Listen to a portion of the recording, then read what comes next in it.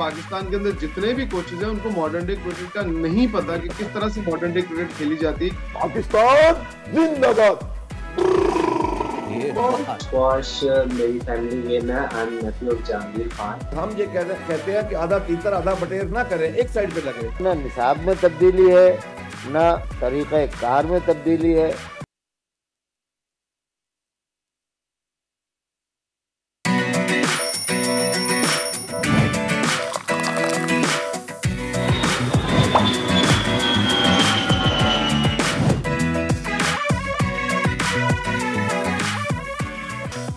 आकिब जावेद की भी छुट्टी। पीसीबी को फिर से कौमी टीम के लिए नए हेड कोच की तलाश। इश्तिहारात दे दिए गए, लेकिन पिछले 12 माह में जिस बेदर्दी से एक के बाद एक कोचेस तब्दील किए गए, क्या कोई बड़ा नाम पोस्ट में दिलचस्पी लेगा? चाचा T20 कराची आ गए, लेकिन शहर ख्वाहिश के बासी फिर भी स्टेडियम ना आए। गिनती की शायकीन की मौजूदगी में PSL का मैच इस्लामाबाद यूनाइटेड ने जीत लिया। मेजबान टीम को होम ग्राउंड पर शिकस्त। शादाब खान की फॉर्म आखिरकार बहाल, मैन ऑफ द मैच करार। माहौलियाती तब्दीली से खरबों का नुकसान, किसानों का आइंदा साल गंदम काश्त न करने का ऐलान। पंजाब हुकूमत की 15 अरब की सब्सिडी भी किसानों को मनाने में नाकाम। किसान पैकेज नाकाफी करार। किसानों के मसाइल के हल के लिए हुकूमत को संजीदगी से करना होगा सोच बचा। कराची में हीट वेव अलर्ट गुज़िश्ता रोज से आगाज हो चुका है। सुबह से शदीद गर्मी, पारा 39 डिग्री तक जा सकता है। शदीद हब्स और गर्मी में शहरी क्या एहतियाती तदाबीर अपनाएं, आज जानेंगे प्रोग्राम में।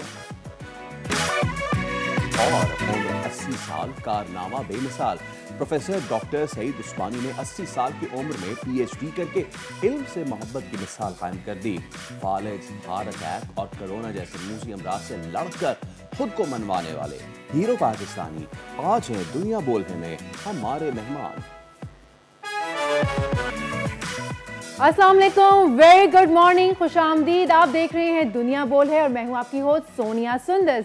मैं हूं सैयद फैसल करीम। उम्मीद है कि आपकी सुबह का आगाज़ बहुत ही अच्छा हुआ होगा, और अगर नहीं हुआ तो हम आ गए ना उसको बेहतर करने के लिए। आप देख रहे प्रोग्राम दुनिया बोल है, और आज प्रोग्राम में बहुत सारी बातें होंगी। हम क्रिकेट की बात कर रहे होंगे, मुल्क की सियासत की बात कर रहे होंगे, लेकिन आगाज़ में ही हम बात करेंगे पाकिस्तान क्रिकेट बोर्ड क्या एक बार फिर गैर मुल्की हेड कोच की तरफ जा सकता है, या फिर हम कोई अपना ही कोई डोमेस्टिक नाम ला रहे हैं। लेकिन जो पिछले दिनों होता रहा है उसके बाद अब सिचुएशन और सवाल ये बन रहा है कि कौन आने के लिए तैयार होगा। इसी हवाले से पाकिस्तान क्रिकेट बोर्ड ने कौमी क्रिकेट टीम के हेड कोच के लिए इश्तिहार भी दे दिया है, और PCB ने आकिब जावेद को चैंपियंस ट्रॉफी तक अबूरी हेड कोच मुकर्रर किया था।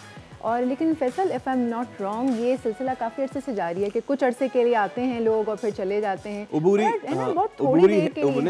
होते ही इंटरिम है थोड़े अरसे के लिए, लेकिन आकिब जावेद का वो थोड़ा अरसा बहुत ज़्यादा हो चुका है। अच्छा। और वो बहुत होते होते इट स्टार्टेड लास्ट ईयर, और अब ये मामलात हो चुके हैं। तो अब और जो दौरा न्यूजीलैंड के लिए उन्हें मज़ीद जिम्मेदारियां दी गई, लेकिन वो बहुत ही एक भयानक ख्वाब में तब्दील हुआ। आकिब जावेद का जो टेन्योर है वो कुछ गर्म कुछ सर्द रहा।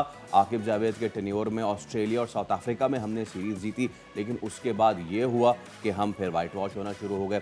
तो इमरान सुहेल क्रिकेट एक्सपर्ट हमारे साथ मौजूद है, उनको वेलकम करते हैं। अस्सलाम वालेकुम, गुड मॉर्निंग इमरान भाई, उम्मीद है खैरियत से होंगे। अच्छा इमरान भाई, please correct me if I am wrong कि पिछले एक साल में ये हम नवा कोच ढूंढ रहे हैं कि 10वां कोच ढूंढ रहे हैं? हमें मेरा ख्याल में एक साल में ये 9वां या 10वां ही है। अगर हम गिनने पे चले जाएं तो शायद ये तादाद बढ़ भी जाएगी हमारी। अच्छा अच्छा, अब सिचुएशन ये है कि हर कोई इमरान भाई ये कह रहा है कि जी ये तो खैर परसों मोहसिन नकवी साहब ने अनाउंस कर दिया था कि विद इन अ वीक ये अनाउंस हो जाएगा, बट सिचुएशन ऐसी है कि अभी ये मामला ठंडा नहीं हुआ था कि जेसन गिलेस्पी का एक और बयान सामने आ गया। उन्होंने ये भी कह दिया कि जी हमें अभी तक हमारा पिछला मुआवजा नहीं दिया। उससे पहले आपको याद होगा जेसन गिलेस्पी ने ये आकिब जावेद पे संगीन इल्ज़ामात भी लगाए थे। गैरी कर्स्टन को भी हमने किस तरह फारिग कर दिया। So this question is, it's not about कि बड़े नाम, ठीक है, अब चैंपियंस ट्रॉफी शुरू से लेके आज तक किसी बड़े नाम ने नहीं जिताई। जॉन ब्यूकनन और डेव वॉटमोर, ये सारे, ये क्रिकेटिंग बड़े नाम नहीं है, ये कोचिंग तो बड़े नाम हो सकते हैं, लेकिन क्रिकेट बड़े नाम नहीं है। सो द थिंग इज कि कौन इस मंझदार में आएगा पाकिस्तान की नैया पार लगाएगा क्रिकेट टीम की इस सारे डिबेकल के बाद? देखिए, अब ये जो सवाल है ना, ये बहुत बड़ा सवाल है, मिलियन डॉलर क्वेश्चन है। अब ये इसकी एक बैकग्राउंड इस तरह से बनती है कि फॉरेनर कोचेस तो आपके पास आएंगे नहीं। जो कल वाली बात निकली है कि गैरी क्रिस्टन जो जस्टिन गिलेस्पी और गैरी क्रिस्टन की दोनों की तरफ से अभी एक और बयान भी आएगा सामने। पाकिस्तान क्रिकेट बोर्ड कहता है कि ये हमें बताए बगैर जॉब छोड़ के गए, 4 महीने की सैलरी इनसे हमने वापस लेनी है। जबकि वो कह रहे हैं कि 4 महीने की सैलरी उन्होंने देनी है। तो समझ से ये बात बालातर है कि जब ये मामला शुरू हुए थे, जब वो छोड़ के गए थे, तो फिर तब क्यों ये तकाजा नहीं किया गया, अब क्यों ये तकाजा किया गया? और ये बात पाकिस्तान के साथ ही क्यों हो रही है कि पाकिस्तान के साथ कोचेस कह रहे हैं कि इन्होंने हमारे पैसे देने हैं अभी तक, और पाकिस्तान क्रिकेट बोर्ड कह रहा है कि उन्होंने पैसे देने हैं।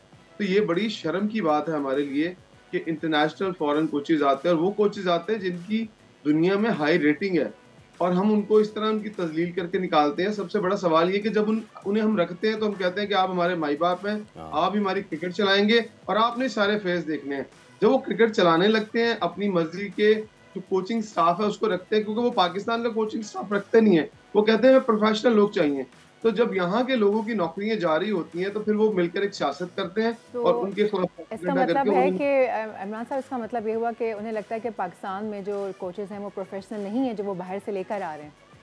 बिल्कुल 100% ये बात है। फैसल भाई को भी पता है कि पाकिस्तान के अंदर जितने भी कोचेस हैं उनको मॉडर्न डे क्रिकेट का नहीं पता कि किस तरह से मॉडर्न डे क्रिकेट खेली जाती है, किस तरह से लड़कों को ट्रेन किया जाता है। बदकिस्मती से जी, लेकिन जब हम बाहर से लेकर आते हैं किसी कोच को, तो बस वो फॉर द टाइम बीइंग, वही आपने बात कही ना कि हम उसको माई बाप बना लेते हैं और फिर उस बेचारे का हशर हो जाता है और फिर वो खुद ही से छोड़कर चला जाता है। तो फिर जो हम यहाँ पे जो हमारे पास लोग हैं वो प्रोफेशनल नहीं है। जो प्रोफेशनल्स हम बाहर से लेके आते हैं, हम उनको उनकी वर्थ के हिसाब से उनको वैल्यू नहीं करते। तो आखिर हम चाहते क्या हैं? हम ये चाहते हैं कि हमारे कुछ लोग ये चाहते हैं कि उनकी नौकरियां लगी रहें। उनके लिए पाकिस्तान की क्रिकेट कोई वैल्यू नहीं रखती, उनके लिए अपनी शख्सियत वैल्यू रखती है कि क्या वो पाकिस्तान क्रिकेट टीम के चीफ सेलेक्टर हैं, क्या वो हेड कोच हैं, क्या उनके ज़ेरे साया ये काम हो रहा है। ये थिंकिंग है। ये थिंकिंग जिस दिन आ गई कि पाकिस्तान की क्रिकेट को ऊपर लेके जाना है, तो बहुत सारे लोग तो इस जॉब के लिए फिट ही नहीं है। अब टीवी प्रोग्राम में वो बातें करना मुनासिब नहीं है अगर हम लोगों की बात बताएं कि वो वाकई फिट है या नहीं फिट है, उनकी मेंटली अप्रोच फिट है या नहीं फिट। ये बहुत सारी चीजें ऐसे सामने आएंगी। हाँ, जो लोग इस सीट के लिए एलिजिबल है, उन लोगों के पास डिग्री नहीं है। मैं 3-4 नाम ले लेता हूँ आपके सामने। शोएब अख्तर को ले लें, उसके बाद वसीम अकरम को ले लें, मोहम्मद यूनुस खान को ले लें। वो कोचिंग कर रहे हैं, लेकिन पाकिस्तान क्रिकेट बोर्ड कहता है कि जी ये हमारे उस क्राइटेरिया पर पूरे नहीं उतरते। लेकिन क्राइटेरिया की बात नहीं है, वो जितना दबंग बोलते हैं, जितने दबंग वो फैसले लेना चाहते हैं, जब वो आएंगे वो दबंग फैसले लेंगे। तो पाकिस्तान क्रिकेट बोर्ड के साथ जो कई सालों से जुड़े हुए लोग हैं, जिनकी नौकरियां जुड़ी हुई हैं और जो बताते हैं कि सर ये कर लें, ये कर लें, फिर वो चीजें नहीं होंगी। फिर क्रेडिट सारा जाएगा उन्हीं प्लेयर्स को, उन्हीं कोचेस को जिन्होंने मेहनत करनी है। फिर क्रेडिट पाकिस्तान क्रिकेट बोर्ड के अंदर लोगों को नहीं जाएगा। आप देखें, मोहसिन नकवी साहब 1-2 महीने के बाद टीवी के सामने आकर बोले हैं सलसल शिकस्त हो रही थी, हमने क्वालिफाई किया। ये क्वालिफाई करना तो फख्र की बात नहीं है, ये शर्म की बात है कि आपको क्वालिफाई करके जाना पड़ रहा है एक इवेंट के अंदर, और आप फख्र में खुशियां मना रहे हैं। और इसमें अब एक चीज़ ये है कि आपने जो नाम लिए, हो सकता है कि आपने या तो हमें ब्रेकिंग दे दी हो सकता है ये 3 नाम भी हो, लेकिन उसमें वसीम भाई को तो आपको पता है कि हाई लेवल कोचिंग क्यों नहीं मिल सकती। यूनुस भाई का आपको पता है कि he is the most suited person, लेकिन यूनुस भाई के अपने इश्यूज़ हैं बहुत सारे। और अगर शोएब अख्तर की बात, तो सिर्फ देखिए फेंटे से तो टीम नहीं चल सकती ना। अब आ जाते हैं इस चीज़ पे, हम अपने अगर ख़ित्ते में देख लें, हमारे ख़ित्ते में ही इंडिया के पास कौन सा बहुत रिनाउंड किस्म का वो था, नहीं था ना। गौतम गंभीर को वो लेके आए, ठीक है। अच्छा, इसी के साथ आप पीछे भी देख लें, ऑस्ट्रेलिया देख लें, अपने ख़ित्ते से छोड़ें, कौन है वहाँ पे, वो मैकडोनल्ड है, ठीक है ना। क्या वो बहुत बड़े रिनाउंड क्रिकेटर है? नहीं है। So you have to take someone from the system. मेरा आपसे एक सवाल है इमरान भाई, बहुत अरसे से एक शख्स जो कि डिप्टी कोच के तौर पे काम कर रहा है, और वो है मसरूर, ठीक है। उसने, वो डोमेस्टिक जानता भी है, वो तमाम तर प्लेयर्स को जानता भी है, वो क्वालिफाइड भी है, ठीक है। So rather than going for Shoaib Akhtar and Wasim Akram and all, दे देना मसरूर को। क्या इशू है? कोई मसला है? कोई परेशानी है? मैं मसरूर के बारे में, मैं मसरूर को बड़े अच्छे तरीके से जानता हूँ। जब मैं क्रिकेट छोड़ी तो उस वक्त वो कराची के साथ जूनियर क्रिकेट के साथ जुड़े हुए थे। वो नीचे जो बच्चे छोटे छोटे आज पाकिस्तान की टीम को जाकर उनकी क़यादत कर रहे हैं और कुछ लोग जो है वो टॉप पर खेल रहे हैं, वो उनके हाथों से खेल के निकले हैं और वो जानते हैं, आप सही कह रहे हैं कि उन्हें पता है कि कौन सा प्लेयर कौन सा बच्चा कहाँ बैठा है, कहाँ लेके आना है। पर फैसल भाई मुझे बताएं, इतने इतने बड़े लोग उनके बैठे हुए, क्या मसरूर को कोई आगे आने देगा? मसरूर जैसे कई कोचेज हैं। आप सारी बातें छोड़ें, पाकिस्तान की क्रिकेट मॉडर्न है या ऑस्ट्रेलिया की क्रिकेट मॉडर्न है? कौन सी क्रिकेट मॉडर्न है? ऑस्ट्रेलिया की ना। पाकिस्तान का अलमिया चेक करें, जो बंदा पाकिस्तान से कोच करेगा, कोचिंग कोर्स करेगा, वही एलिजिबल होगा। जो ऑस्ट्रेलिया और इंग्लैंड से लेवल 4 भी करके आ जाएगा ना, उसको कहते हैं ये पाकिस्तान के लिए एलिजिबल नहीं है, इसको दोबारा से पाकिस्तान से कोचिंग कोर्स करेगा तो फिर हमारा प्लेयर आके कोचिंग करेगा। तो ये अलमिया है। रह गई बात कि कोच किसको होना चाहिए, किस तरह का होना चाहिए। कोच आपके मुल्क में बन सकते हैं, लेकिन आपको पहले ये हौसला करना चाहिए कि क्या आप जूनियर कोचेस को, जो मॉडर्न डे क्रिकेट को अच्छी तरह समझते हैं, उनको ऊपर आता हुआ देख सकते हैं। यहाँ तो एक टेस्ट क्रिकेटर दूसरे टेस्ट क्रिकेटर को अगर वो बाजी लेके जा रहा होता है, अच्छा परफॉर्म कर रहा होता है, उसकी सिलेक्शन में टीम अच्छी जीत रही होती है, उसकी कोचिंग में टीम अच्छी जीत रही होती है, तो फौरन जो उससे पिछला कोच होता है वो परेशान हो जाता है, उसको फौरन परेशानी लग जाती है, यार ये नाम ले गया, मैं तो गायब हो जाऊंगा, मेरा तो इस चीज से नाम खत्म हो जाएगा। यहाँ तक बात पहुंच चुकी है। जब अपनी जातियात और अपनी खुदनुमाई से बात बाहर नहीं निकलेगी तो पाकिस्तान क्रिकेट कभी आगे नहीं जाएगी। मैं एक और कमेंट कर दूं, मुझे बताएं, वहाब रियाज साहब 50 लाख या 60 लाख रुपए पाकिस्तान क्रिकेट बोर्ड में बैठ के ले रहे हैं, 2-2 सैलरियां ले रहे हैं, किस बात की सैलरी ले रहे हैं? कौन सा तीर मार दिया उन्होंने? अब मैं हमेशा आपको कहता हूं इमरान भाई, ये तो मामला बिल्कुल ऐसे ही अब हो चुके हैं। सिचुएशन अब ये आ चुकी है कि हमारे पास कोई बड़ा कोच आने के लिए तैयार नहीं। बाय बड़ा कोच आई डोंट मीन कोई बड़ा नाम, बट बड़ा इन द काम। इससे पहले हम बात कर रहे थे क्रिकेट की। नाउ कमिंग टू PSL, हम देख रहे हैं कि जिस तरह बाबर 0, 1, 2, 3 स्कोर कर रहे हैं, उसी तरह कराची के स्टेडियम में पहले 5000, फिर 10,000, फिर 15,000, पता नहीं इस तरह लोग आएंगे भी नहीं आएंगे। हमारे साथ जो मेहमान है ना, वो सारे लाके कह रहे हैं कि नहीं नहीं ऐसा नहीं है, ये तो आप नंबर भी गलत कोट कर रहे हैं। जाहिर सी बात है, आज हमने एक ऐसे शख्स को बुलाया है कि जो अरसा दराज से पाकिस्तान क्रिकेट को वालेहाना सपोर्ट कर रहे हैं, और यकीन करें कि इन लोगों की वजह से ही जो फैंस हैं उनकी वजह से ही तो पाकिस्तान क्रिकेट जो है वो आगे बढ़ती है। अब आप पहचान गए होंगे पाकिस्तान क्रिकेट की जान और पहचान। चाचा T20 हमारे साथ मौजूद हैं आज। ज़मान जो कि हाफिज़ाबाद से जिनका ओरिजिनली ताल्लुक़ है, लेकिन वो अब कराची पहुंच चुके हैं। आप तो कराची आ गए हैं ज़मान साहब। जी आ गया हूँ। लोग आए कि नहीं आए? फिर लोग ने ये मुझे गिलाया कि अपनी क्रिकेट टीम को सपोर्ट करना चाहिए। जब टीम जीत रही हो तो वो तो सब आते हैं, बैकअप टीम को तब करें आप जब आपकी टीम हार रही हो। मुझे अफसोस है कि कराची वालों को पता नहीं क्या हो गया, आ ही नहीं रहे। मैं तो इसलिए आया हूँ कि मेरी टीम जब बैठी हुई है तो उसको उठाना चाहिए, बैकअप करना चाहिए। मैंने ये चीज़ बांग्लादेश वाले लोगों से देखा है कि जब उनकी टीम हार रही हो तब भी वो उनको सपोर्ट करते हैं। अच्छा, तो इसी वजह से मैं सपोर्ट करने के लिए पहुंच जाता हूँ, जहाँ भी मेरी कोई सपोर्ट हो या ना हो। मैंने ये कभी नहीं सोचा। ज़मान, आप जब कल स्टेडियम में थे तो कितने कोई लोग थे अंदाजन? पिछले मैच में थोड़े थे, इसमें थोड़े उससे भी कम थे।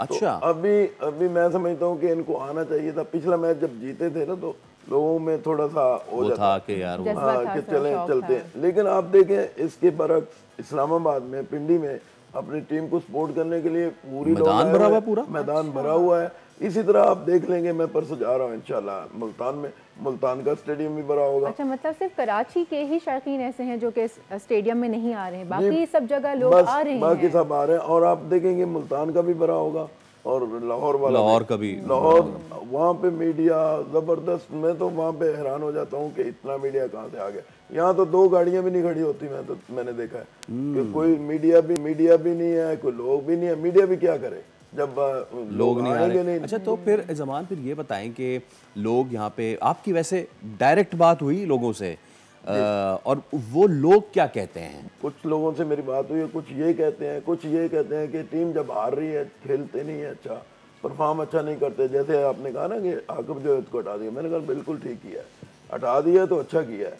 क्या करवा रहे हैं ये? बस वर्ल्ड कप एक हमने जीता था माशाल्लाह, बस वो उसी का खा रहे हैं। उसकी वजह से मैं तो इतने बापों को देख चुका हूँ, उनको साथ मिला, चिपके हुए हैं बिल्कुल साथ PCB के साथ, और अच्छा, दे रहे हैं हमें। देखें 6 टीमें हैं, हाँ 10 साल हो गए, मैं दुबई से शुरू हुआ जी, बिल्कुल। यहाँ तक आ गया हूँ, किसी टीम ने मुझे सपोर्ट किया नहीं किया। हाँ, नहीं मैं तो सबको करता हूँ। क्यों? मेरे बच्चे हैं वो जो पाकिस्तान की टीम में होते हैं, तो उनको सबको मैंने सपोर्ट करना होता है। अगर मैं एक टीम को कर रहा हूँ तो वो कहेंगे यार चाचा ये क्या है। कल कराची वाले भी मुझे कह रहे थे आप कराची को क्यों नहीं सपोर्ट कर। तो भाई जब चौका छक्का लग रहा है तो मैं उनको भी तो आप ओवरऑल क्रिकेट को सपोर्ट करें। सलमान मुझे ये बताएं, बहुत सारे लोग ये भी, अब आप पहली मर्तबा तो आए नहीं हो कराची, ठीक है, बहुत सारे जो एक्सपर्ट्स हैं वो ये कहते हैं कि यार 2000 जिस वक्त दुबई से वापस आई थी PSL, ठीक है, तो उस वक्त कराची स्टेडियम में बैठने की जगह नहीं होती थी, आपको याद है ना? वो फाइनल जो है वो ज़ल्मी यूनाइटेड का हो कि कोई सा भी हो,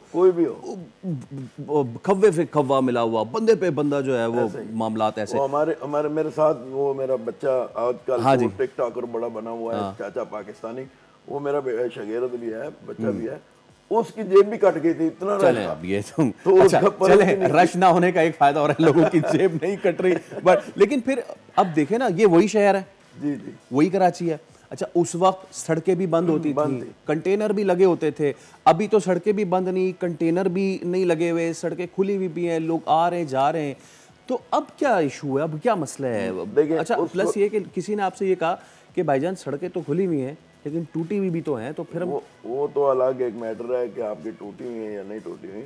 उस वक्त जब शुरू में PSL यहाँ पे आया था ना, तो इशू था कि बैर के खिलाड़ी आएंगे या नहीं आएंगे। अच्छा। उनको सिक्योरिटी हमने ऐसी प्रोवाइड की जैसे प्रेसिडेंट को देते हैं, तो उस वजह से हमने वो उस वक्त सड़कें बंद की।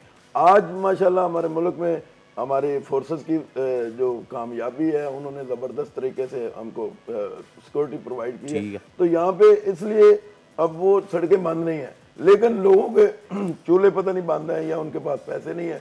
क्या वजह है? कराची वालों आओ यार हमारे साथ एंजॉय करो और अपनी टीम को सपोर्ट करो, हार रही है तो ज़्यादा बैकअप करो। इनकी ये बात बहुत अच्छी लगी है मुझे कि अगर हमारी टीम आज हार रही है या अच्छा परफॉर्म नहीं कर रही, तब भी हमें जाकर उनको मोटिवेशन तो देनी चाहिए ना। और ये मैं देख भी रही थी, मैं भी वहाँ स्टेडियम में मौजूद थी, जब चौका छक्का लगता था तो जो लोगों की आवाज़ें होती थी, जो उनके जज्बे होते थे, गले लाइक लिटरली उनकी आवाज़ें दूर तक जा रही होती थी। देख रहे हैं हमारा गला भी इसी वजह से ऐसा है ना, जब चौका छक्का लगता है फिर करना पड़ता है पाकिस्तान जिंदाबाद। अच्छा, आखिर में मुझे ये बताएं कि बहुत सारे लोग ये भी कहते हैं कि कराची वाले, ये बाबर नहीं आया अभी तक, आ जाएगा, ठीक है, जब बाबर आएगा तो आपको लगता है कि बाबर के बहुत बड़े फैन हैं, वो आएगा तो शायद लोग देखने आ जाए। मेरे ख्याल से बाबर ही है अब जो कराची वालों को खींच के ला सकता है। इसके अलावा ये भी हो सकता है कि बाबर, और एक बात और आपको बताऊं, हाँ जी, कि हो सकता है कि बाबर की यहीं से जो ना सीढ़ी ऊपर चली जाए। अल्लाह करे, अल्लाह करे, सारे हाथ फिजा में बुलंद करें, क्योंकि हम सब लिटरली, वो किसी भी टीम से खेले, वो पाक हमारा सुपरस्टार है, और हुआ यही है कि जी वो यहाँ से ही जरा कराची से टेक ऑफ कर जाए। तो ये भी हो सकता है, मैं समझता हूँ कि अगर उसने आज परफॉर्मेंस अच्छी कर दी तो ज़बरदस्त हो जाएगा, वेल एंड गुड हो जाएगा। हमें ख्वाब देखना फिर शुरू हो जाएंगे कि अपनी टीम में जब खेलेगा दूसरे किसी कंट्री के साथ तो फिर परफॉर्म अच्छा करे, परफॉर्म इसी तरह करेगा। हमारी तो दुआएं हर वक्त अपनी टीम के साथ होती हैं, ठीक है, आखिर में हमारे साथ ना PCB होती है ना कोई। हाँ, ये एक चीज़ है, ये बड़े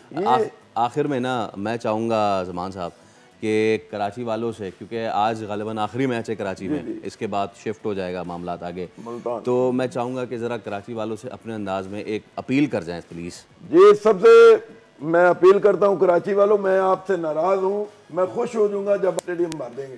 दुनिया को मैसेज दें कि हम लोग क्रिकेट के दीवाने हैं, क्रिकेट से मोहब्बत करते हैं, अपने मुल्क से मोहब्बत करते हैं। ये सबज़ अलाली परचम जो हम लहराते हैं पूरी दुनिया में, तो आप यहाँ पे आएँ, एंजॉय करें, हमें भी खुशी होगी कि आप आए हैं, हमारा भी दिल खुश हो गया। जब क्रिकेट के मैदान में कोई बंदा नहीं होता तो हम अकेले झंडा लहराएंगे तो वो ना तो कैमरे वाला हमें दिखाएगा, ना ही कोई मैच का कोई मजा आएगा। एब्सोल्युटली, बहुत शुक्रिया ज़मान साहब, थैंक यू सो मच, थोड़ी बड़ी मेहरबानी। Best of luck for Multan and best of luck for today as well. ठीक है जी जनाब। तो भाई कराची वालों, अब तो हालात ये आ गए हैं कि चाचा T20 ने भी आपसे गुजारिश कर दी है, तो देखते हैं कि आज लोग आते हैं नहीं आते जाना हैं। चाहिए, फैमिलीज को लेके जाना चाहिए, क्योंकि कराची में वैसे आउटिंग के लिए कुछ जगह नहीं है, तो फैमिलीज को लेके जाए। का भी कुछ जो है ना, मैंने दूसरे मुल्कों में देखा है कि अगर आपके स्पेक्टेटर नहीं आ रहे तो वो क्या करते हैं, स्कूल के बच्चों को इनवाइट कर लेते हैं। तो उनको चाहिए था किसी आज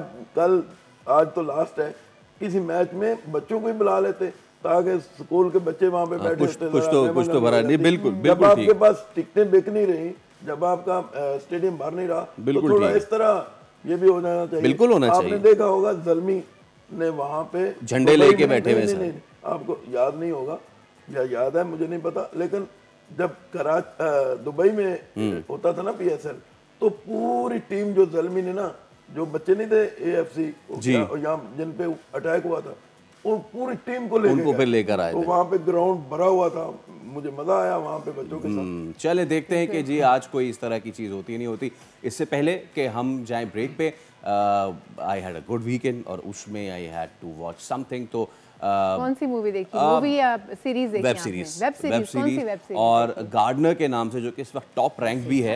अब ये है कि ये क्राइम और थ्रिलर है और इसमें एक चैलेंज ये बच्चा होता है जिसका बचपन में एक छोटा सा एक्सीडेंट होता है और उसके बाद उसकी जो वालदा है वो उसको कुछ इस तरीके से उसकी परवरिश करती है कि वो उस बच्चे को एक साइलेंट किलर बना देती है। और अब यस और उस अब ये माँ क्यों करती है ये तो मैं आपको नहीं बताऊंगा, नहीं तो आपको देखना पड़ेगा। तो अब ये जो जब बच्चा है, जब ये लड़का बन जाते तो अब ये करते क्या है, ये अपना इन्होंने पीछे एक बहुत बड़ा बागीचा बनाया होता है और उस बागीचे में उन तमाम पर लाशों को दफन कर रहे होते हैं और लोगों से बाज़ाब्ता वो पैसे लेके, जिसको सुपारी कहते हैं मुंबई की, सुपारी लेके फिर वो गार्डन में दफन कर देते हैं उसको। जी करते हैं। और उसमें इसका पहले एपिसोड की ओपनिंग लाइन यही है कि there is no compost better than human corpse. तो इट्स वेरी चिलिंग। लेकिन फिर ट्विस्ट ये होता है कि एक बार जिस एक लड़की को मारने का टास्क दिया जाता है इस लड़के को, उसको उससे मोहब्बत हो जाती है।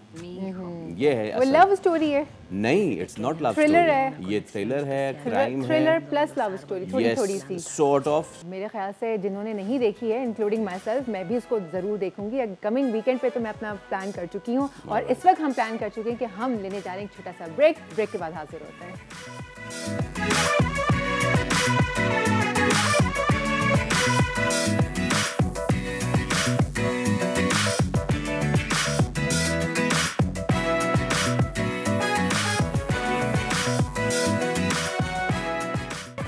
वेलकम बैक जनाब। अब बात कर लेते हैं कुछ स्क्वॉश से। और स्क्वॉश के मैदान में पाकिस्तान ने बड़ी कामयाबी समेटी है भाई। ऑस्ट्रेलियन जूनियर स्क्वॉश चैंपियनशिप में पाकिस्तान के आज़ान अली खान ने टाइटल अपने नाम कर लिया है। मेलबर्न में खेली गई चैंपियनशिप में 11 कंट्री से करीबन 60 से ज़ायद खिलाड़ियों ने हिस्सा लिया, जबकि फाइनल में आज़ान अली ने ऑस्ट्रेलिया के खिलाड़ी को शिकस्त दे के चैंपियनशिप अपने नाम की। तो अजान हमारे साथ ही मौजूद हैं, हम उनसे बात भी कर लेते हैं। अस्सलाम वालेकुम अजान। एंड सबसे पहले कॉन्ग्रेचुलेशंस, बहुत ही ज़बरदस्त टाइटल आपने अपने नाम किया है। How are you feeling after this victory? वालेकुम सलाम, आपको भी मुबारक हो। सबसे पहले तो मैं आपका शुक्रिया अदा करता हूँ, आपने मुझे इनवाइट किया और काफ़ी अच्छा फील हो रहा है मुझे। अजान, please talk us through the tournament. कौन कौन से ममालिक थे जो पार्टिसिपेट कर रहे थे? आपके मैचेस किस किस से, कौन कौन से टीम से पड़े? मेरा फर्स्ट आई थिंक 20 कंट्रीज खेली थी और मेरा फर्स्ट मैच था ऑस्ट्रेलिया से, सेकंड था न्यू प्लेयर से, थर्ड था कैनेडियन और फाइनल फिर ऑस्ट्रेलियन के साथ में। Okay, how are the Australian players? हम ऑस्ट्रेलिया वैसे तो वर्ल्ड स्पोर्ट्स में डोमिनेट करता है। How good are they in squash?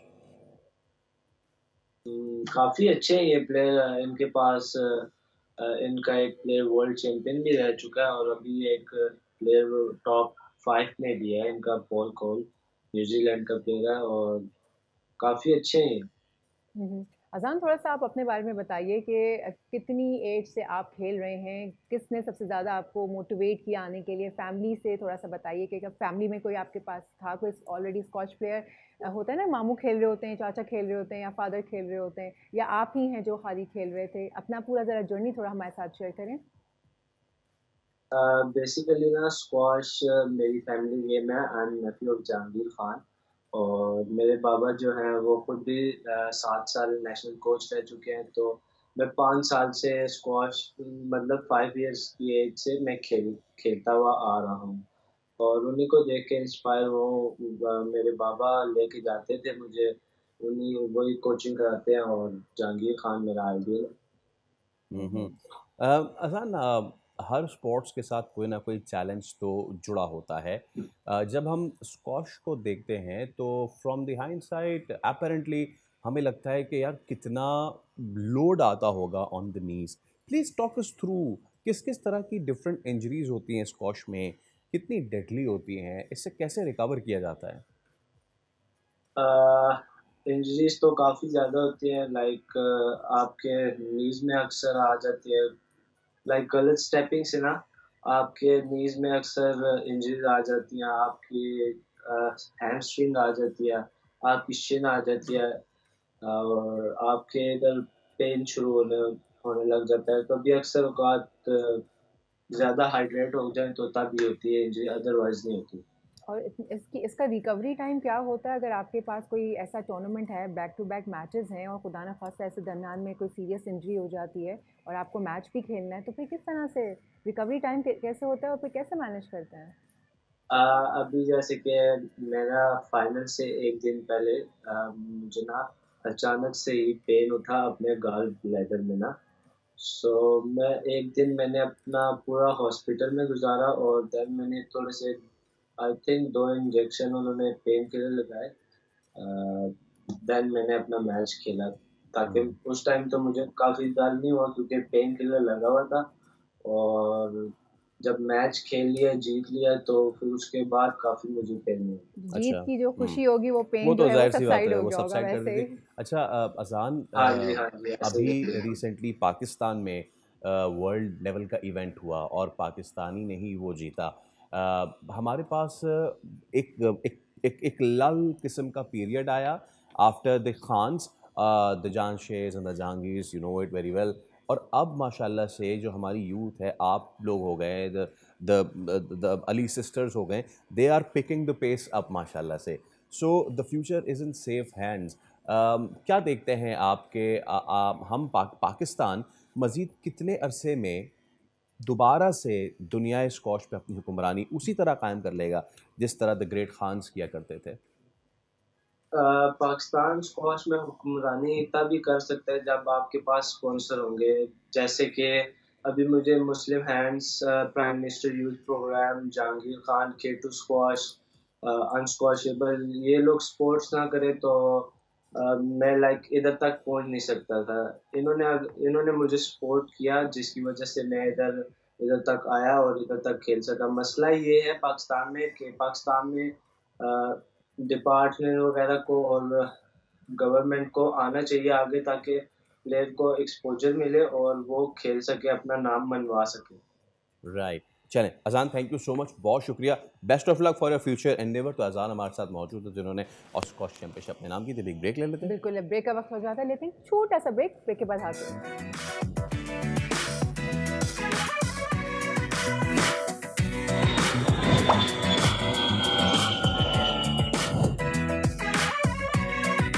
Welcome back जनाब। मौसमियाती तब्दीलियों से पहले ही हमारा मुल्क जो है पानी के बहरान का जो है वो शिकार है, खदशा जो है वो मौजूद है। साथ में हमारा ज़रूरी शोबा भी काफ़ी मुतासर हुआ है। एब्सोल्युटली। और अब हुआ ये कि हुकूमत की गंदम पॉलिसी से किसान परेशान नज़र आ रहे हैं और किसान इत्तेहाद ने पंजाब हुकूमत की जानिब से 15 अरब रुपये का जो किसान पैकेज है वो मुस्तरद कर दिया है। इसी पे हम बात कर लेते हैं। हमारे साथ मौजूद हैं सदर किसान इत्तेहाद खालिद खोकर साहब। खालिद साहब अस्सलाम वालेकुम, सुबह बखैर। और जो असल मसला हमारी अंडरस्टैंडिंग के मुताबिक खालिद साहब, जो असल फड्डा पड़ा है वो जो मिनिमम प्राइस है, वो जो सपोर्ट प्राइस है उस पर फड्डा पड़ा हुआ है। क्या इशू है, क्या मामला है, ज़रा उन देखने वालों को बताइए जो हम जैसे लोग जो एंड कंज्यूमर हैं, जिनके पास इस गंदम को पिस के आटा आना है, जिसने खानी है रोटी, क्या नुकसान होने जा रहा है, आप लोगों को क्या नुकसान होगा, मसला क्या है असल? लेकिन जी हमारा इशू ये है कि कम से कम हुकूमत को एक चीज़ चाहिए कि पहले तो हमारी कॉस्ट ऑफ प्रोडक्शन अनाउंस करें कि हमारी पैदावारी लागत क्या है। एग्रीकल्चर बहुत बड़ा डिपार्टमेंट है, उसे वो अनाउंस करे, मिनिस्टर एग्रीकल्चर आगे के कॉस्ट ऑफ प्रोडक्शन क्या है। हम बार बार चीख के दस रहे हैं कि हमारी तकरीबन 3400 रुपया फी मन कॉस्ट ऑफ प्रोडक्शन है। होता ही है पूरी दुनिया में, एक हर फसल की एक प्राइस कमीशन होता है जो काश्त करने से पहले अनाउंस करता है कि काश्तकार की ये कास्ट ऑफ प्रोडक्शन होगी और ये उसको स्पोर्ट प्राइस मिलेगी। अब हमारी फसल हार्वेस्टिंग पे तैयार है, इस वक्त तक किसी किस्म का कोई अनाउंस नहीं किया गया। हमें जो हमारी कास्ट है इस वक्त 1500 रुपये फी मन कम रेट मिल रहा है, कल 200 रुपये रेट और भी कम हो गया है। अब आगे ज़राअत कैसे चलेगी, क्योंकि गंदम ही तमाम फसलों का इंजन है, क्योंकि टोटल रकबा हमारा 4.5 करोड़ एकड़ जो जेर काश्त रकबा है और 2.5 करोड़ एकड़ पे तकरीबन गंदम काश्त होती है। गंदम से ही सारे रास्ते निकलते हैं। काश्तकार के लिए मुमकिन नहीं है कि आगे वो ज़राअत को जारी रख सके। जी खालिद साहब, अगर गवर्नमेंट आपको आपकी मर्जी के प्राइसेस जो है वो तय करने दे जो आप चाहते हैं, तो कहीं ऐसा तो नहीं होगा कि ज़्यादा महंगी हो जाएगी, जो हम तक आते आते और मज़ीद महंगी हो जाए? कहीं इस तरह का तो कुछ नहीं है आपके ख्याल में?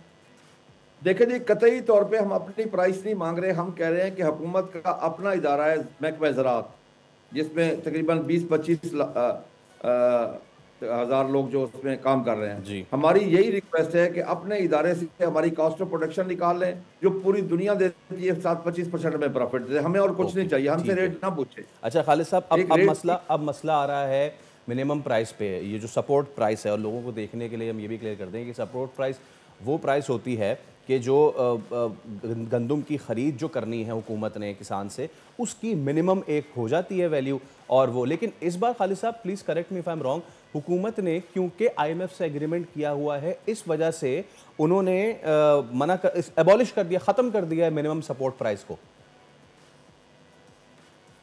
आपकी बात बिल्कुल सही है जी। IMF से अगर हुकूमत ने मुआहदा कर लिया तो कर ले, कोई मसला नहीं है।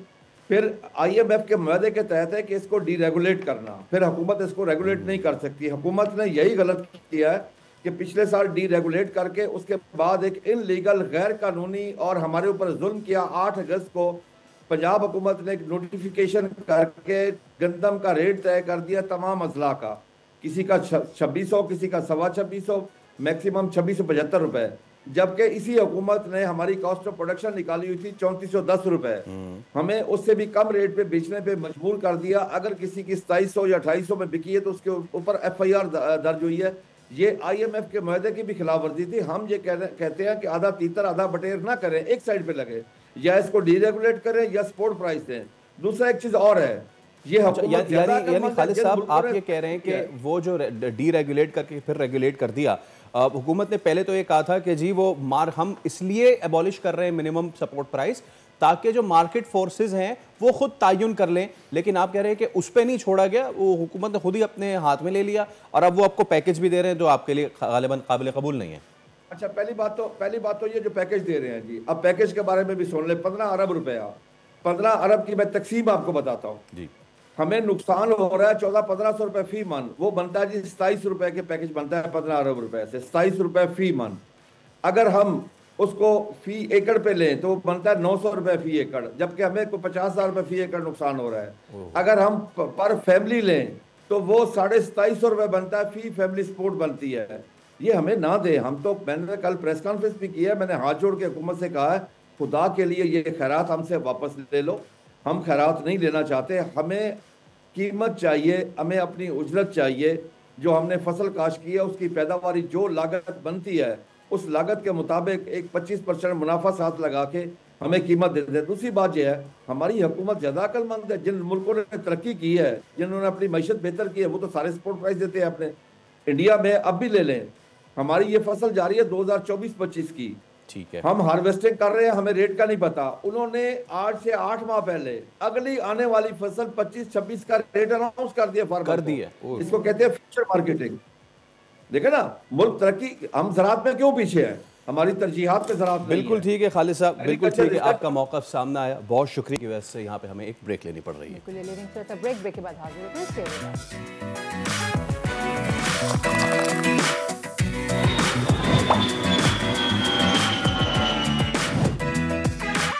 एक बार फिर आपको कहेंगे खुशामदीद, आप देख रहे हैं प्रोग्राम दुनिया बोल है। प्रोग्राम को अब आगे बढ़ाते हैं। इल्म हासिल करने के लिए उम्र की कोई कैद नहीं है, जिसके रोशन मिसाल आज हमारे साथ स्टूडियोज़ में मौजूद हैं प्रोफेसर डॉक्टर सईद उस्मानी साहब, जिन्होंने 80 साल की उम्र में, आपने बिल्कुल ठीक सुना, 80 साल की उम्र में कराची यूनिवर्सिटी से अबलाग आमा में PhD मुकम्मल कर ली है। PhD करने के दौरान उनके दिल को 4 दौरे, मतलब 4 हार्ट अटैक्स, मतलब तो 4 हार्ट अटैक्स उनको हुए हैं, कोरोना उनको हुआ है, जानलेवा बीमारी उनको हुई, लेकिन ये तमाम चीज़ें भी उनका कुछ नहीं बिगाड़ सकी, उनकी परेशानियां उनका कुछ नहीं बिगाड़ सकी, उनका इल्मी सफ़र रोक ना सकी। प्रोफेसर उस्मानी आज हमारे साथ ही मौजूद हैं और इल्मी अदबी सियासी हलकों में आपका शुमार एक इंसाइक्लोपीडिया के तौर पे किया जाता है। कोशिश करेंगे कि आज उस महदूद वक्त में प्रोफेसर साहब से हम भी कुछ इस्तिफ़ादा करें। तो सबसे पहले अस्सलाम वालेकुम सर।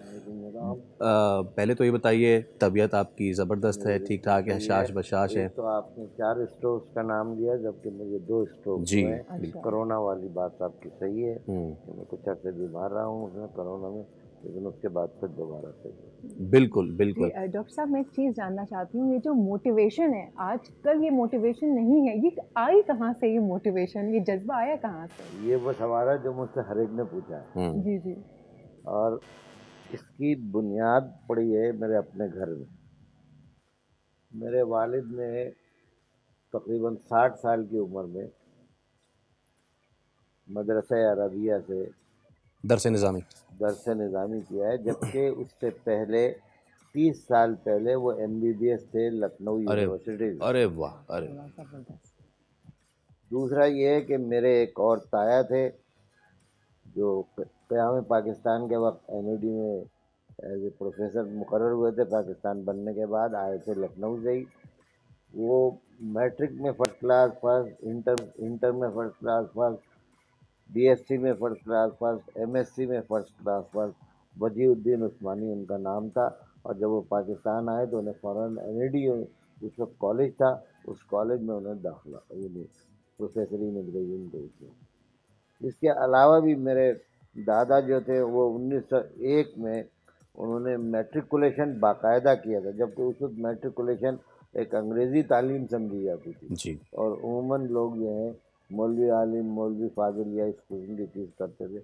हालांकि वो ज़मींदार टाइप के आदमी थे, उसके बावजूद तो ये कुछ रवायात है या खून में शामिल है, यानी इस किस्म की कोई ना कोई चीज़ ज़रूर है जिसको मैं अभी तक डिटेक्ट नहीं कर सकता। बिल्कुल, वो वहाँ सरहद के उस तरफ आइए, आप लखनऊ में हैं और आपकी तमाम तर जो अचीवमेंट्स हैं वो यकीनन ना सिर्फ हमें मुस्कुराने पे बल्कि हमें हिम्मत और हौसला पकड़ने पे भी मजबूर कर रही हैं। उसके साथ आपने मुस्कुराने और लखनऊ का जिक्र किया, तो मेरी असल पैदाइश तो है ही लखनऊ जी। मैं क़याम पाकिस्तान से पहले 4-5 महीने पहले वहाँ पैदा हुआ, उसके बाद फिर मेरे वालिदैन। वाह वाह।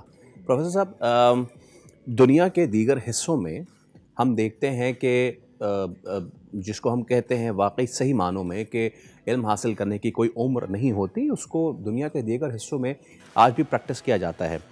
पाकिस्तान की बात करें हम तो हमारे यहाँ, क्योंकि आप शोबा तदरीस से भी ताल्लुक़ है, एक सेट पैटर्न है हमारा कि जी मैट्रिक करना है, इंटर करना है, MBBS MBA इंजीनियरिंग करनी है, उसके बाद लाइफ सेट हो जानी है, उसके बाद अपने मामलात इस तरह आगे बढ़ाने हैं, शादी बच्चे और उसके बाद उनकी फ़िक्र में।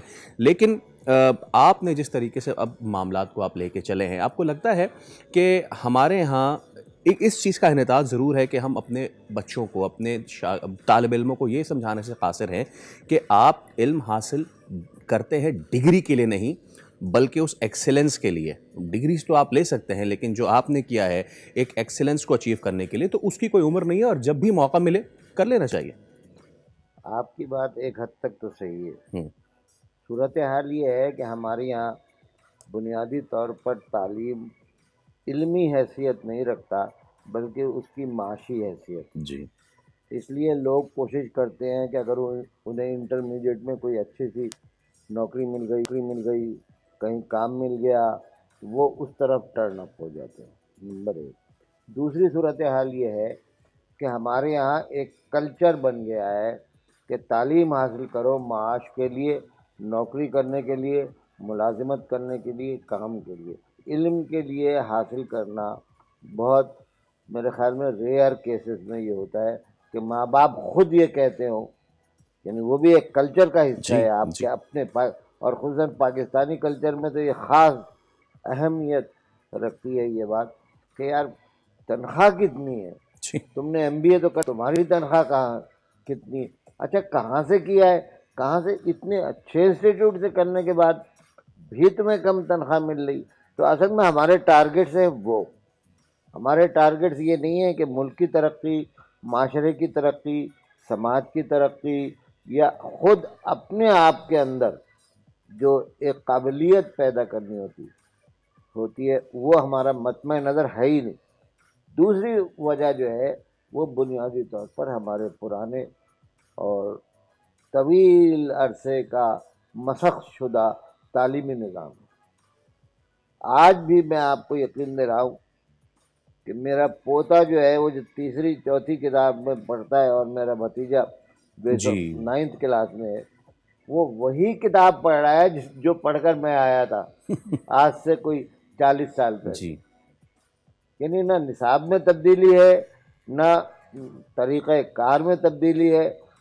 तो ये सारी चीज़ें जो है ना किसी माशरे के तनज़्ज़ुल की निशानदेही करती, और यही वजह है कि आज हमारी डिग्री की वो वैल्यू नहीं है जो हमारे पड़ोसी मुल्कों की या हमारे करीब के मुल्कों की, और तरक्की याफ्ता ममालिक की तो बहुत आगे की बात है। क्योंकि यहाँ से हम डिग्री बच्चे हासिल करके जाते हैं, उन्हें बाहर जाके फिर दोबारा कोई कोर्स कर डिग्री करनी पड़ती है, उनकी एक्सेप्टेंस भी नहीं आती पाकिस्तानी डिग्री। जी हाँ, मेरी एक वाहिद मिसाल है कि मैं 1979 में इंग्लैंड गया तो मैंने एक जगह अप्लाई किया दाखिले के लिए। तो उन्होंने मुझसे सिर्फ ये कहा कि आप अंग्रेज़ी का टेस्ट देंगे। मैंने कहा भाई मेरी तो सारी तालीम क्लास 1 से लेके और ग्रेजुएशन तक, उस वक्त मैंने ग्रेजुएशन किया था, मैं बुनियादी तौर पर सिविल इंजीनियर हूँ, सिविल टेक्नोलॉजी में मैंने बीटेक किया। तो मैंने आगे एमएस में अप्लाई किया था वहाँ। तो सूरत हाल ये थी कि उन्होंने मुझसे कहा कि आपको टेस्ट इसलिए देना पड़ेगा कि हमारे यहाँ जो तजुर्बा हुआ है हमें इन और आपके मुल्क से ख़ास तौर से आने वालों में, कि उन्हें हमें इब्तिदाई चीज़ें पढ़ानी पड़ती। अल्लाह अकबर। ये है असल में वो हमारे उस पूरे सिस्टम की ख़राबी। इसमें उस बच्चे का या उस दाखिला लेने वाले का कोई कसूर नहीं। आप उसे पढ़ाएंगे, उस पर आप सख्ती करेंगे थोड़ी बहुत, ये तो करनी पड़ेगी। तो उसके बाद वो फिर स्टूडेंट जो है वो उस लेवल के मुताबिक होगा जो कि आलमी लेवल के मुताबिक। और वो प्रोफेसर साहब आज तक वो मामला चल रहे हैं। आज तक हम आइल्स दे रहे हैं, उसमें हम बड़ा 6-7 बैंड स्कोर करके कहते हैं हमने जी तीर मार लिया। अच्छा सर, कई मरतबा सिम्पोजियम्स में, चाहे वो फेडरल उर्दू यूनिवर्सिटी हो कि जामिया कराची हो, कई मरतबा सिम्पोजियम्स में ये डिस्कशन हुई कि जी निसाब को तब्दील करना चाहिए। और जब ये बात हुई तो असातिज़ा ख़ुद बुरा मान जाते हैं कि नहीं नहीं हम तो करते हैं और हमारा तो निसाब बेहतर चल रहा है, चाहे वो तौसीफ़ साहब हों। अच्छा, तौसीफ़ साहब तो इस चीज़ के हामी है कि होना चाहिए। अच्छा, जब साहब जो है मेरे मेंटोर हैं। जी बिल्कुल। और तौसीफ़ साहब ही की बदौलत और उन्हीं की कोशिशों की बदौलत मैं यहाँ तक पहुँचा। हर दिल अजीज़ शख्सियत, हर दिल अजीज़ उस्ताद। मैं बुनियादी तौर पर जिस वक्त उर्दू यूनिवर्सिटी गया तो मेरे पास ग्रेजुएशन में बीटेक की थी। तो उन्होंने मुझसे कहा कि ये क्यों, मैं उससे पहले तकरीबन 64 वगैरह से मैं बाकायदा सहाफ़त में था, जो उस वक्त सहाफ़त ही थी, इलेक्ट्रॉनिक मीडिया आया नहीं था, एक ही पीटीवी होता था और वो एक ही तरह की रात चलते थे।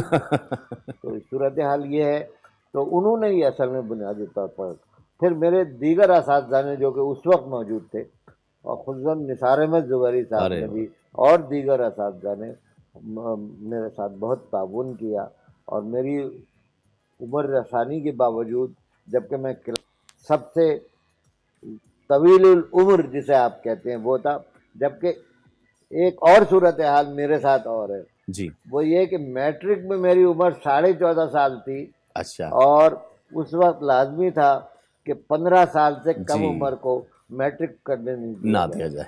तो उस वक्त ये जो मशहूर सहाफ़ी रहे हैं सलाहुद्दीन साहब, वो हमारे स्कूल टीचर थे, उन्होंने बड़ी कोशिशें की कि किसी ना किसी तरीके से हो जाए। हमारे स्कूल में पढ़ाते थे, बल्कि मेरे तो क्लास टीचर थे वो। तो उसके बावजूद भी ये मामला उस तरह से नहीं बन सका। ठीक है।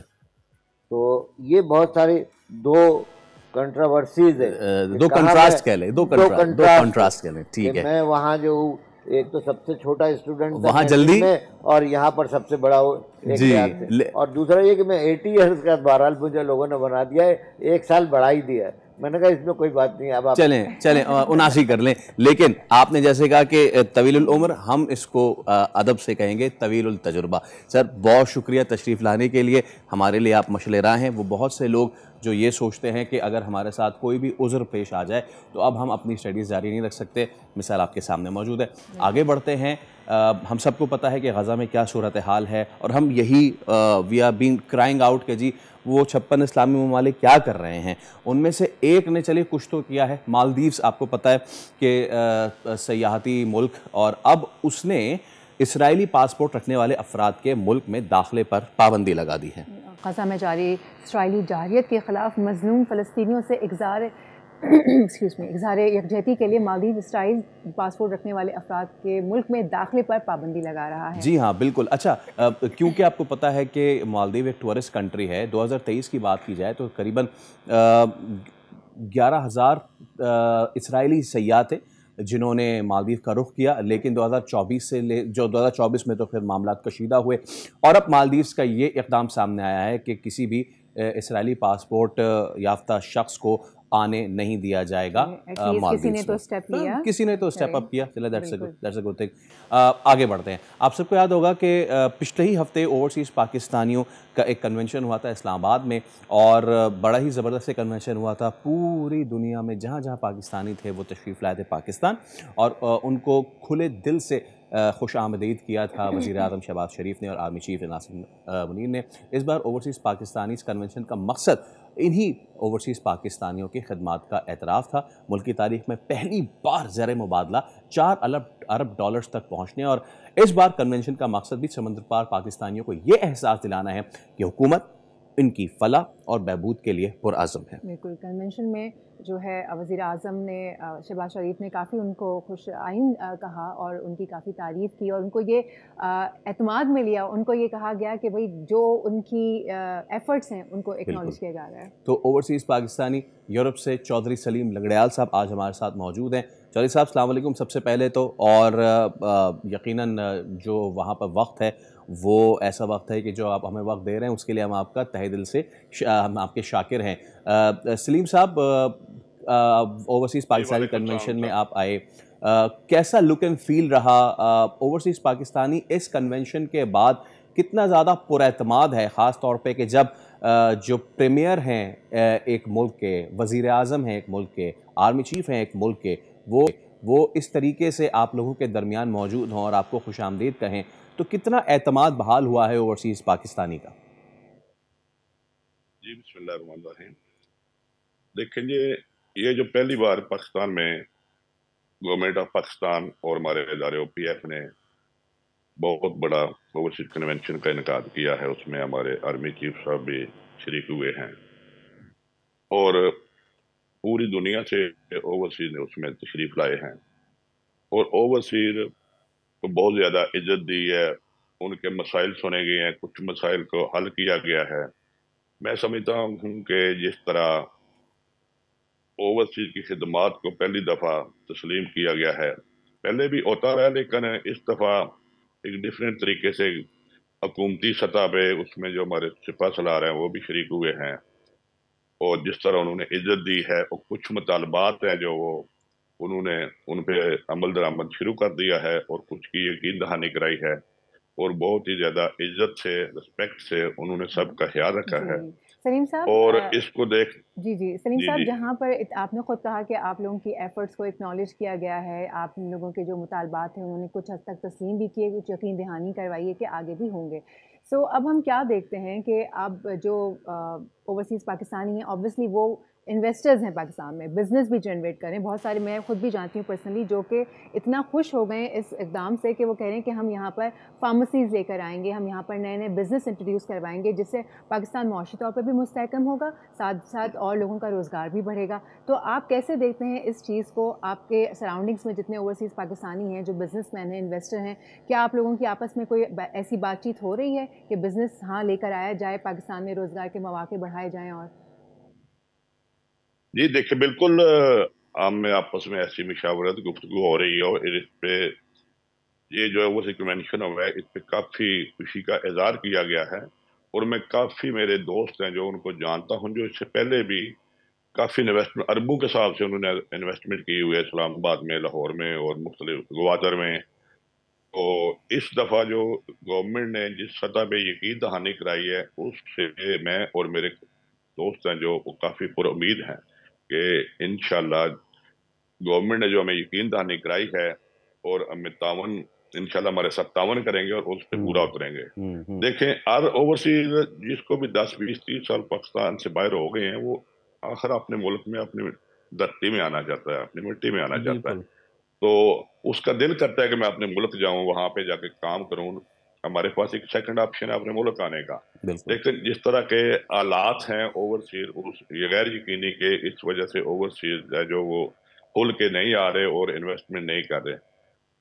मैं यकीन से कहता हूं अगर हालात बेहतर हो जाए तो हमें किसी भी गैर मुल्की की जरूरत नहीं है। जो हम ओवरसीज पाकिस्तानी बाहर है ना, मैं एग्जैक्टली लंगड़ियाल साहब यही मैं आपसे बात करने लगा था कि हम IMF के दर पे होते हैं, हर बार कहा जाता है कि बस ये आखिरी बार, बस ये आखिरी बार, लेकिन वो आखिरी बार हो नहीं पाता। अगर हम अपने ओवरसीज पाकिस्तानी भाइयों पे इन्हिसार करें, उनके लिए माहौल कंड्यूसिव बनाएं, तो हम बार बार ये दर पे माथा टेकना बंद कर सकते हैं। एक तो चीज़ है, दूसरी चीज़ है बीइंग एन ओवरसीज पाकिस्तानी, मुझे पता है कि पाकिस्तान में वो कौन कौन सी अपॉर्चुनिटी, अभी एक तो माइंस एंड मिनरल्स वाली एक बहुत बड़ी अपॉर्चुनिटी है, तो कौन से ऐसे सेक्शंस, ऐसे जो है वो आप अपॉर्चुनिटीज़ देखते हैं कि जो अभी तक अनटैप्ड हैं, उनको टैप करने की ज़रूरत है? देखिए, हमारे मुल्क में बेशुमार अपॉर्चुनिटी हैं, क्योंकि हमारी तकरीबन 25 करोड़ आबादी है और जिस मुल्क में इतनी ज्यादा लोग रहने वाले हों ना, वहां से बाहर के आने के लोगों की जरूरत नहीं पड़ती। वहां पे बेशुमार अपॉर्चुनिटी है। एक तो जो मिनरल माइन है वो बहुत बड़ी अपॉर्चुनिटी है, दूसरी होटलिंग है, होटलिंग की बड़ी कमी है पाकिस्तान में।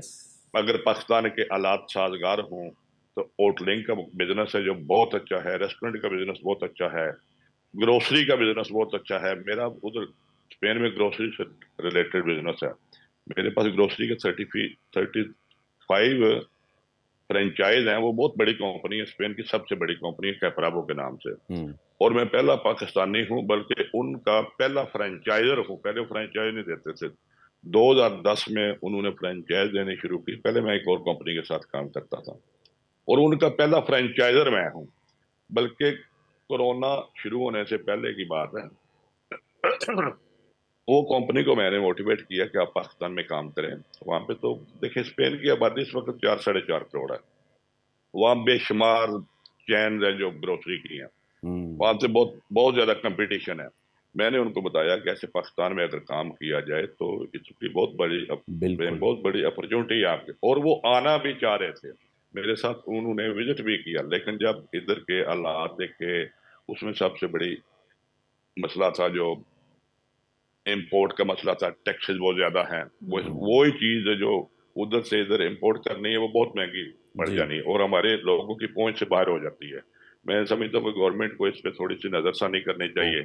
टैक्सेस पे जो इंपोर्ट की जाती हैं, तो बाहर की कंपनियां यहाँ पे आ सकती है। कम से कम मैं इस अपनी कंपनी को ला सकता हूँ। ये कितनी बड़ी कंपनी है कि इनके पास इस वक्त 25,000 वर्कर्स स्पेन में काम कर रहे हैं। जबरदस्त लंगड़ियाल साहब। और क्योंकि ये ओवरसीज कन्वेंशन हुआ है, उम्मीद करते हैं कि इसके बाद राहें मजीद आसान होगी। आपका बेहद शुक्रिया, आप हमारे साथ मौजूद थे और so much for your time. चलिए आगे बढ़ते हैं। हम बात ही कर रहे हैं ना अभी, तो पाकिस्तान की मेहमान नवाजी है, उसको हम कैसे भूल सकते हैं। दुनिया जो है इसकी मुतरफ़ है और इसकी ताज़ा मिसाल की एक वीडियो हम आपको दिखाते हैं। जो पुराना लाहौर है उसकी तारीख़ी गलियों की सैर कर रहे थे 2 सयाह, एक बरतानिया से आए थे और एक तुर्की से आई थी। इसके बाद हम क्यों बताएं आपको, उसके बाद उनका वेलकम एक छोटे से नन्हे से बच्चे ने किया। वो कैसे किया, प्लीज़ वीडियो दिखाइए। उसने कहा चलो मैं इनको एक गाना सुना देता हूँ। खैर वो उसने गाना जो है वो हिस्पानी ज़बान में बहुत ही मशहूर वेब सीरीज़ मनी हाइस्ट, उसका जो टाइटल सॉन्ग है बेला चाओ वो सुनाया। जिसके बाद ये दोनों सयाह अंदर इसके घर जाने पे मजबूर हुए। अंदर जो सजावट इसने की हुई थी उसको देख के बड़े महसूस हुए। पाकिस्तान मेहमान नवाज मुल्क है और माशाल्लाह, बल्कि हम अपने पाकिस्तानी की ज़रा थोड़ा सा आगे जाएं ना, तो आप देखें कि ऐसा दिल खोल के आपका इस्तकबाल किया जाता है कि दिल खुश हो जाता है। एब्सोल्युटली। ब्रेक का वक्त हो गया है, छोटी सी ब्रेक लेते हैं, ब्रेक के बाद आते हैं।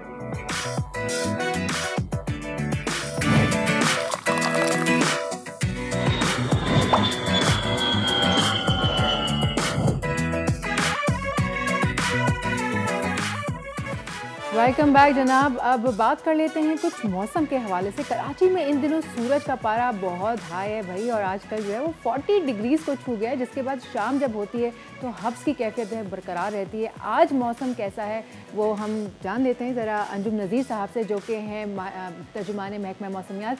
जी अंजुम साहब अस्सलाम वालेकुम, welcome to the show. Heat wave जो है वो ख़त्म होने का नाम नहीं ले रही है। ज़रा आप बताइए ये हीट वेव कब तक जारी रहेगी, आगे आने वाला मौसम कैसा रहेगा?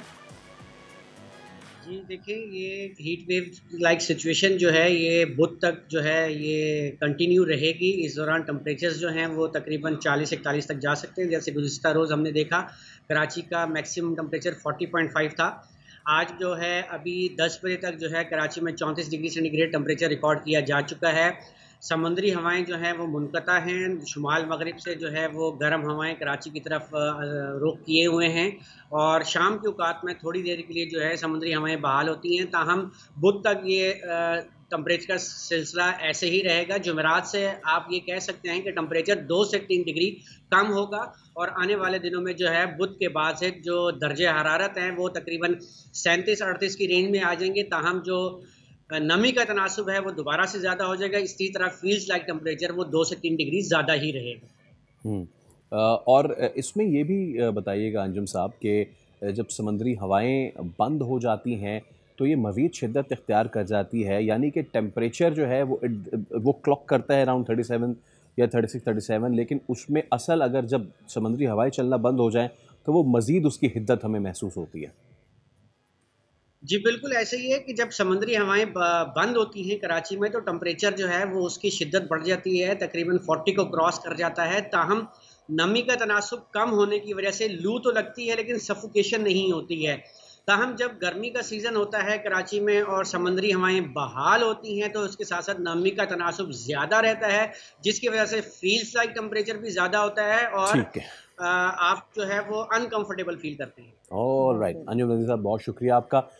तो जैसे कि मैं तर्जुमान महकमा मौसमियात बता रहे थे कि जुमेरात तक तो ये हीट वेव के मामलात हैं। अब हमने देखा है कि इससे पहले भी डेडली हीट स्ट्रोक्स आए हैं कराची में और लोगों के मरने की तादाद बहुत ज़्यादा थी। अब जब हीट स्ट्रोक्स आए तो हम बतौर शहरी उनको किस तरीके से उसको फाइट बैक करें। अब इसमें भी ना सुनिए बहुत सारी चीज़ें हैं, कोई कहता है प्याज रख लो, कोई कहता है कुछ कर लो। तो भाई देसी टोटकों से एक तो ये कि थोड़ा सा इस्तेमाल करें, और जो एक्सपर्ट हैं जो प्रोफेशनल हैं उनकी बात मान लें। तो हमने इसीलिए एक हेल्थ एक्सपर्ट एक प्रोफेशनल को बुलाया है, डॉक्टर अमीर सुलंगी साहब। उनसे हम बात कर लेते हैं, इनसे हम भी इस्तेफादा करेंगे और आप भी इस्तेफादा करेंगे। डॉक्टर साहब अस्सलाम वालेकुम। सबसे पहले तो बहुत शुक्रिया, thank you so much. Doctor साहब, कराची हीट स्ट्रोक और बाकी सिंध से कराची ऐसे मुख्तलिफ हो जाता है कि यहाँ समुद्री हवा चलना बंद हो जाती है। जी जी बिल्कुल। अब ऐसे में क्या एहतियाती तदाबीर इख्तियार करें शहरी, ख़ास तौर पे वो मज़दूर, मतलब अलर्ट तो जारी हो जाता है ना, गैर ज़रूरी घर से बाहर ना निकले। अब वो मज़दूर जो इस वक्त सड़क बना रहा है, जो तार कोल्ड और तांबर जो डाल रहा है, जैसे सोनिया ने कहा कि सब्ज़ी फरोश और ऑल द, तो अब ये क्या करें इस चीज़ को फाइट करने के लिए? जी जी बिल्कुल सही बात है। जैसे देखें, ज़ाहिर है पूरी दुनिया में काफ़ी मुल्क ऐसे हैं जिनमें बहुत शदीद गर्मी होती है, और हमारा मुल्क भी उन मुल्कों में शामिल है। तो हमें जो इस तरह के लोग हैं जिनको मजबूरन निकलना पड़ता है, जो आपने बहुत अच्छी बात की कि कुछ लोग, बल्कि काफ़ी लोग ऐसे हैं हमारे यहाँ जिनको निकलना पड़ता है अपने काम के लिए, मजदूरी के लिए, दिहाड़ी के लिए, घर चलाना है उनको। तो उसमें मेन चीज़ तो ये है कि वो जब घर से निकलते हैं तो एक पानी की बॉटल, आजकल प्लास्टिक की बॉटल इजीली अवेलेबल हो जाती है, पेप्सी की बॉटल होती है, उसमें पानी भर लें, 1.5 लीटर 2 लीटर का पानी उसमें भर लें, वो साथ रखें। एक काम ये करें। दूसरा काम ये करें कि तौलिया जो है ना अपने साथ रखें, जिसको गीला करके रखें। तीसरा काम ये है कि सर को कवर करें, टोपी पहने, कैप पहने, जो भी चीज़ मिल जाए कपड़ा डालें, जो भी करें ये करें। दूसरी बात ये है कि कपड़े जो पहनते हैं वो रेशमी नहीं होने चाहिए। अच्छा। कपड़े कॉटन के होने चाहिए, भले मज़दूर हो जो भी हो, भले फटे कपड़े हों लेकिन कॉटन के कपड़े हों, तो वो भी गर्मी से बचाते हैं। इस तरह खाना अगर वो घर से ले जाते हैं या खाना कहीं खाते हैं तो खाने में भी सादगी करें, ज़्यादातर पेट भर के नहीं खाएं, खाने में सब्ज़ी का इस्तेमाल करें, सैलेड का यूज़ करें, ठीक है ना। इस तरह की चीज़ मसालेदार चीज़ों से परहेज़ करें, घर की चीज़ों का इस्तेमाल करें, घर की पकी हुई चीज़ें अपने साथ ले जाएं। तो ये जो मेन चीज़ें हैं उनसे ये इस तरह के लोग जो हैं कम से कम इन चीज़ों के इस्तेमाल से अपने आप को बचा सकते हैं, क्योंकि जब ये गरीब लोग अपनी मजदूरी के लिए जाते हैं और ये चीज़ें भी अपने साथ नहीं ले जाएंगे, ये इतनी आसान चीज़ें हैं कि ये ले जा सकते हैं, तो ये अगर ले जाएंगे तो कम से कम बीमार नहीं पड़ेंगे। अगर वो सपोज करें डिहाइड्रेटेड हो गए या उल्टियाँ शुरू हो गई या हीट स्ट्रोक हो गया, तो वो जो कमा के लाएंगे वो भी सारा फिर उसके शाम को डॉक्टर के पास खड़े होंगे और ट्रीटमेंट के लिए उनका वो पैसा ज़ाया हो जाएगा। किसी को हो गया हीट स्ट्रोक तो फिर उसमें क्या एहतियाती तदाबीरें घर में रहते हुए सबसे पहले आप क्या कर सकते हैं? वो तो डॉक्टर के पास तो जाना ज़रूरी है ऑब्वियसली, लेकिन घर में सबसे पहले एहतियात क्या करें हम? मैं तो सबको ये कहूँगा कि अगर हम इतने कॉन्शियस हों कि हमें डॉक्टर के पास जाने की ज़रूरत ही नहीं पड़े, क्योंकि जिसको भी हीट स्ट्रोक हो जाए तो वो अपने घर में अपने आप को पहले तो वो घुस जाए वॉशरूम में, अपने आप को वो नहा ले, ठंडा कर ले, फिर पंखा चलाए और बर्फ़ जो है वो रख के कपड़े में बांध के फ़ैन के ऊपर वो बर्फ़ बांध सकते हैं, उसमें से ठंडी हवा आ सकती है।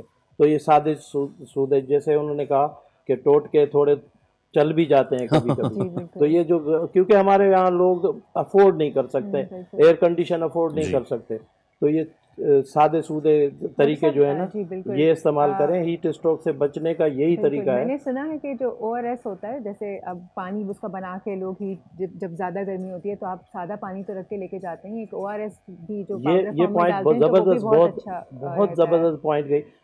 मेरे से ये पॉइंट भी रह गई कि अपने आप ORS का पैकेट आप साथ ही रखें, बल्कि जो बॉटल ले जाते हैं अपने साथ पानी पीने की मजदूरी पे, उसमें एक ORS का पैकेट डाल दें, तो वो आपका, क्योंकि ये सारा जो प्रॉब्लम होता है वो इलेक्ट्रोलाइट इम्बैलेंस की वजह से होता है, वो आप कंपनसेट कर लेंगे तो इंशाल्लाह वो आपको तकलीफ नहीं होगी। अब इसमें इसमें एक डॉक्टर साहब एक ये चीज़ है, हमने तो उस तबके की बात की जिसको निकलना है, जिसको काम करना है। अब बहुत सारे जो हमारे अफ्लुएंट सोसाइटी है, ख़ास तौर पे वो लोग जो एक्सरसाइज वगैरह करते हैं, कई मरतबा ऐसा देखने में आया है कि जिम्स जा रहे हैं और ये सारी चीज़ें कर रहे हैं तो हार्ट बीट बढ़ रही है, वो थक रहे हैं ज़्यादा गर्मी की वजह से, may there be the air condition as well. तो मैं चाहूँगा उन लोगों को भी एड्रेस करें, वो लोग जो एक्सरसाइज की शौकीन है, जो करते हैं, चाहे वो पार्क में कर रहे हो जिम में कर रहे हो, वो क्या करें? वो अपनी टाइमिंग्स चेंज करें, सूरज के बाद करें, क्या करें? वो टाइमिंग तो ज़ाहिर है जब हीट ज़्यादा हो तो उसमें तो आप ना निकलें, क्योंकि वो आपके, क्योंकि जो हमारा इंसान का जो ब्रेन होता है, ये फोरहेड जो होता है, यहाँ पे एक आर्गान होता है जिसको हाइपोथैलेमस कहते हैं। हाइपोथैलेमस जो है वो कंट्रोल करता है कि जब आप एक तो अगेंस्ट द विंड कभी भी नहीं चले आप, अगर यहाँ से लू आ रही है जिस तरफ, उसको अवॉइड करके चले। अगर ज़्यादा लू है तो कैप ऐसी पहने कि थोड़ा गर्दन नीचे करके चले, फोरहेड को बचाएं आप। अच्छा, मेनली जो है ना फोरहेड को बचाएं।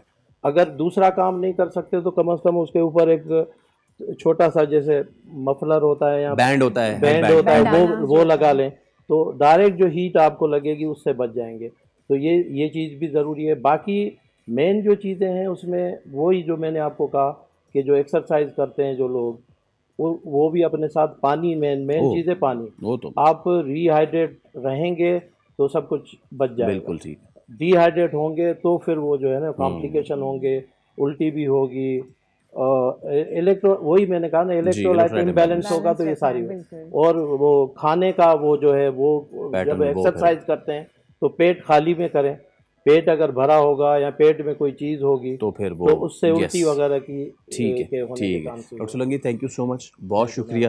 तो तमाम तर लोग जो परेशान हो रहे हैं इस टेम्परेचर को, परेशानी किसी मसले का हल नहीं है, मसले का हल ये है कि आप किस तरीके से उससे फाइट बैक करते हैं। वैसे लोग अपने अपने मसले का अपना अपना हल निकालते हैं, मुख्तलिफ मशगले होते हैं लोगों के। भारत की एक लड़की है, देखिए इसका मशगला आप सुनेंगे तो या तो आपको अपने अंदर का शख्स याद आएगा, वो शख्स के जो कभी मच्छर मार रहा होता है। लेकिन इन्होंने एक नई चीज़ की है, मैं चाहूँगा ज़रा सुनवाइए कि इन्होंने किया क्या है। ये बहुत परेशान थी मच्छरों से, तो इन्होंने इसका हल तो पता नहीं क्या निकाला नहीं निकाला, लेकिन ये इतना डीपली इन्वॉल्व हो गई अपने इस काम में कि इन्होंने जो मच्छर मारा, इन्होंने वो मच्छर कहाँ मारा, उसकी जाए वफ़ात, उसकी वजह वफ़ात, उसका नाम भी रख दिया इन्होंने, और उसकी तारीख़ वफ़ात ये भी इन्होंने, और इसका पूरा एक चार्ट बनाया हुआ है इन्होंने। अपने अपने शौक़ हैं, अपना अपना वेलापन है। मुझे इनकी उम्र जो है वो कम लग रही है, पढ़ती वढ़ती होंगी नहीं है, तो इन्होंने इसी काम पे अपना सारा ध्यान लगा दिया है। तो आप देख लें आप ये माशाल्लाह से नाम वाम लिख के, मुझे चेक करना पड़ेगा कि Guinness book of world record में तो अपना ये नाम नहीं करेगी, क्योंकि जो बुक बना ली है इन्होंने, वो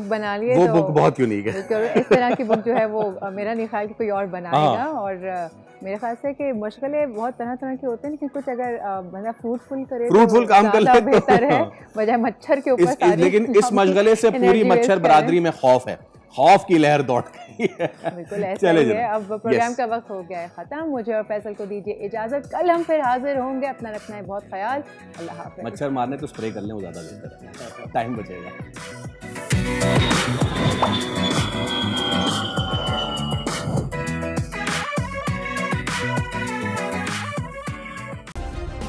सब्सक्राइब करें और बेल दबाएं ताकि कोई खबर रह न जाए।